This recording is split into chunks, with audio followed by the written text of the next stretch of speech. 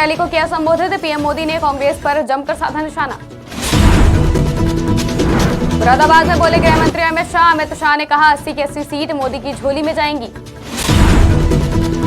पीलीभीत में भाजपा पर जमकर बरसे अखिलेश। अखिलेश यादव ने कहा भाजपा की पहचान है झूठ और लूट। आप नेता आतिशी ने प्रेस कॉन्फ्रेंस कर भाजपा पर लगाया नया आरोप। दिल्ली में जल्द ही राष्ट्रपति शासन लगाए जाने की आशंका। मध्य प्रदेश की सीधी लोकसभा क्षेत्र में जेपी नड्डा की चुनावी सभा। नड्डा ने कहा सिर्फ अमेरिका और चीन भारत से आगे हैं। नमस्कार, स्वागत है आपका आज की खबर में। मैं आपके साथ महिमा शर्मा। बढ़ते हैं देश की बड़ी खबरों की ओर। प्रधानमंत्री नरेंद्र मोदी जम्मू कश्मीर के दौरे पर हैं। जम्मू कश्मीर के उधमपुर में पीएम मोदी ने एक मेगा रैली को संबोधित किया। पीएम मोदी ने जनसभा को संबोधित करते हुए कहा कि कांग्रेस और उनका पूरा तंत्र अगर कभी मुंह से राम मंदिर भी निकल गया तो चिल्लाने लग जाती है। रात दिन चिल्लाती है कि राम मंदिर भाजपा के लिए चुनावी मुद्दा है। राम मंदिर न कभी चुनाव का मुद्दा था, न चुनाव का मुद्दा है और न ही कभी चुनाव का मुद्दा बनेगा। राम मंदिर का संघर्ष तो तब से हो रहा था जब भाजपा का जन्म भी नहीं हुआ था। बरसों तक लोगों ने अपनी ही आस्था के लिए क्या क्या नहीं झेला। कांग्रेस और उसके सहयोगी दलों के नेता बड़े बड़े बंगलों में रहते थे, लेकिन जब रामलला का टेंट बदलने की बात आती थी तो लोग मुंह फेर लेते थे, अदालतों की धमकियां देते थे। बारिश में रामलला का टेंट टपकता रहता था और रामलला के भक्त टेंट बदलवाने के लिए अदालतों के चक्कर काटते रहते थे। हमने इन्हीं लोगों से कहा कि एक दिन आएगा जब रामलला भव्य मंदिर में विराजेंगे। कांग्रेस और उनकी पूरी इकोसिस्टम अगर कहीं मुंह से राम मंदिर भी निकल गया तो चिल्लाने लग जाती है, रात दिन चिल्लाती है कि राम मंदिर बीजेपी के लिए चुनावी मुद्दा है। राम मंदिर न कभी चुनाव का मुद्दा था, न चुनाव का मुद्दा है और न ही कभी चुनाव का मुद्दा बनेगा। अरे राम मंदिर का संघर्ष तो तब से हो रहा था जब भाजपा का जन्म भी नहीं हुआ था। राम मंदिर का संघर्ष तो तब से हो रहा था जब यहां अंग्रेज सल्तनत भी नहीं आई। गृह मंत्री अमित शाह मुरादाबाद के बुद्ध विहार मैदान में संभल और मुरादाबाद के भाजपा प्रत्याशियों के समर्थन में जनसभा को संबोधित करने पहुंचे। शाह ने कहा 2014 और 2019 में पीएम मोदी के पीएम बनने का सबसे बड़ा कारण उत्तर प्रदेश था। हमें उन्हें तीसरी बार भी प्रधानमंत्री बनाना है। इस बार न 73 चलेगी न ही 65 चलेगी। इस बार 80 की 80 सीट मोदी की झोली में जाएंगी। भाई और बहनों, 2014 और 19 दोनों में प्रधानमंत्री नरेंद्र मोदी जी बने, उसका सबसे बड़ा कारण मेरा उत्तर प्रदेश है। सबसे बड़ा कारण उत्तर प्रदेश है। 2014 में 73 सीटें और 19 में 65 सीटें दी और इसी के कारण मोदी जी पूर्ण बहुमत से प्रधानमंत्री बने। मगर इस बार तीसरी बार बनाना है। न 73 चलेगी न 65 चलेगी।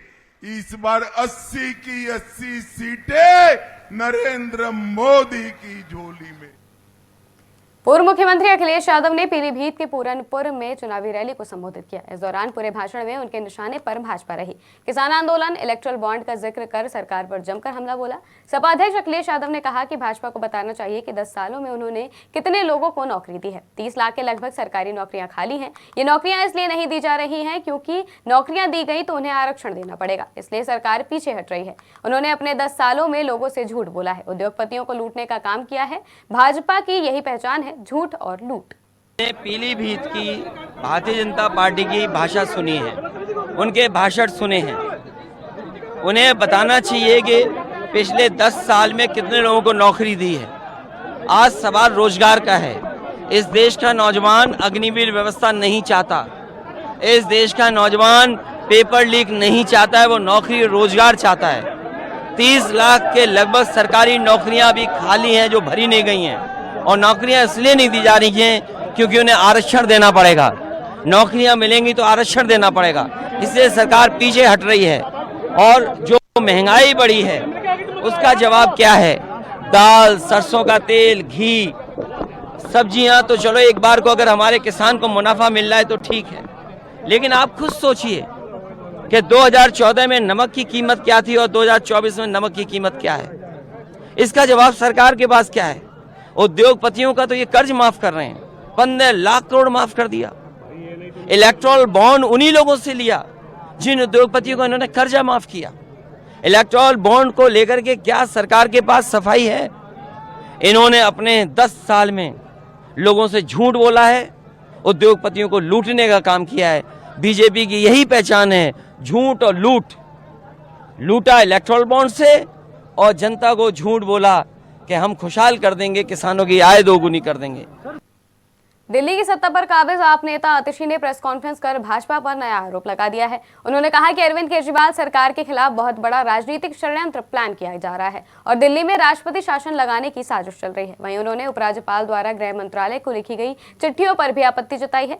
आतिशी ने केंद्र सरकार पर हमला करते हुए कहा कि हमें विश्वसनीय सूत्रों से जानकारी मिली है कि आने वाले दिनों में भाजपा शासित केंद्र सरकार दिल्ली में राष्ट्रपति शासन लगाने वाली है। अरविंद केजरीवाल की सरकार के खिलाफ एक बहुत बड़ा राजनीतिक षड्यंत्र प्लान किया जा रहा है। हमें विश्वसनीय सूत्रों से पता चला है कि आने वाले कुछ दिनों में केंद्र सरकार, भारतीय जनता पार्टी शासित केंद्र सरकार दिल्ली में राष्ट्रपति शासन लगाने वाली है। इसके कई संकेत पिछले कुछ दिनों से दिख रहे हैं। हम पिछले कई दिनों से देख रहे हैं कि दिल्ली में किसी भी अफसर की पोस्टिंग नहीं हो रही है। जो आईएएस अफसर हैं उनकी पोस्टिंग एमएचए द्वारा कंट्रोल्ड होती है, लेकिन पिछले कई महीनों से किसी भी सीनियर आईएएस अफसर की पोस्टिंग दिल्ली में नहीं हुई। मध्य प्रदेश के सीधी के बहरी में भाजपा में डॉक्टर राजेश मिश्रा के समर्थन में जनसभा को संबोधित करने भाजपा के राष्ट्रीय अध्यक्ष जेपी नड्डा पहुंचे। भाषण के दौरान जेपी नड्डा ने कांग्रेस पर जमकर निशाना साधा। भाजपा के राष्ट्रीय अध्यक्ष जेपी नड्डा ने एक रैली को संबोधित करते हुए कहा कि आईएमएफ को अगर कोई उगता सूरज दिखता है तो भारत दिखता है। भारत ने ऑटोमोबाइल क्षेत्र में जापान को भी पीछे छोड़ दिया है। अब सिर्फ अमेरिका और चीन भारत से आगे हैं। सारे यूरोप की आर्थिक स्थिति लड़खड़ा रही है। आज जापान की आर्थिक स्थिति भी लड़खड़ा रही है। आज ऑस्ट्रेलिया की भी आर्थिक स्थिति लड़खड़ा रही है। लेकिन इंटरनेशनल मॉनिटरी फंड, जो आर्थिक दृष्टि से सबसे बड़ा संगठन है, उसको अगर कोई उगता सूरज और ब्राइट फ्यूचर दिखता है तो वो भारत दिखता है और भारत मजबूती से खड़ा है। ये मोदी जी। हम 11वें नंबर की अर्थव्यवस्था थे, भारत दुनिया में 11वें नंबर पर खड़ा था। आज भारत 5वें नंबर की अर्थव्यवस्था बन गया, 5वें नंबर। दिल्ली शराब घोटाला केस में जेल में बंद बीआरएस नेता के कविता को अब सीबीआई ने गिरफ्तार कर लिया है। सीबीआई ने के कविता को राउज एवेन्यू कोर्ट में पेश किया। कोर्ट में एक और जहां सीबीआई ने के कविता के खिलाफ आरोपी की झड़ी लगा दी, वहीं के कविता ने अपना पक्ष रखा और सीबीआई पर जेल के नियमों को दरकिनार करने का आरोप लगाया है। आबकारी नीति घोटाले से जुड़े भ्रष्टाचार के मामले में गिरफ्तार के कविता ने कोर्ट को बताया कि उनके अधिकारों का हनन हुआ है और मांग की कि पहले उनकी मांग पर सुनवाई हो, उसके बाद ही उनकी हिरासत पर कोई आदेश दिया जाए। देश की बड़ी खबरों में फिलहाल इतना ही। देश और दुनिया की तमाम खबरों के लिए देखते रहिए आज की खबर।